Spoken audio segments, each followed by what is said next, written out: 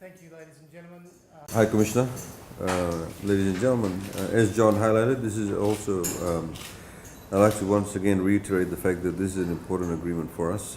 This is indeed an endorsement of Fiji's presidency, COP23 Presidency, and the work that's been done by Honourable Prime Minister and his team, and of course the COP Secretariat that we have here that's headed by John.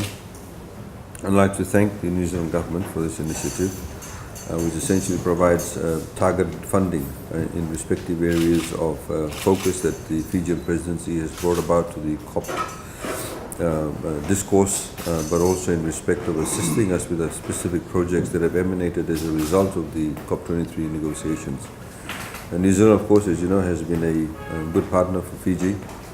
In recent times, we've seen an escalation of various projects between Fiji and New Zealand, in particular with the New Zealand government's assistance in the area of agriculture.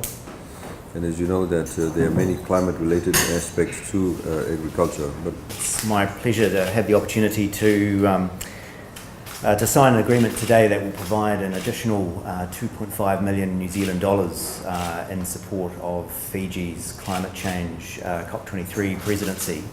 This adds to a $1.3 million contribution that was provided in June last year, and it reflects two things. One is the importance of climate change to New Zealand and to the Pacific region. My Prime Minister, Right Honourable Jacinda Ardern, has described climate change as the nuclear-free issue of our generation, and it's in that context, and also the announcement of New Zealand's Pacific Reset, that we commit ourselves to working with Pacific countries on the issue of climate change, which affects all of us in the region. This additional contribution is also a mark of tremendous confidence in the exemplary leadership that Fiji has provided for the COP23 presidency and for climate change issues, not just regionally but also globally.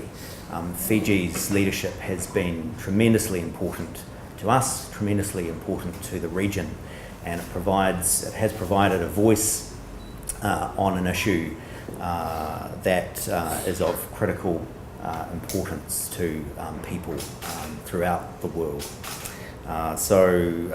With that, it's a great pleasure, great privilege for me to sign this agreement.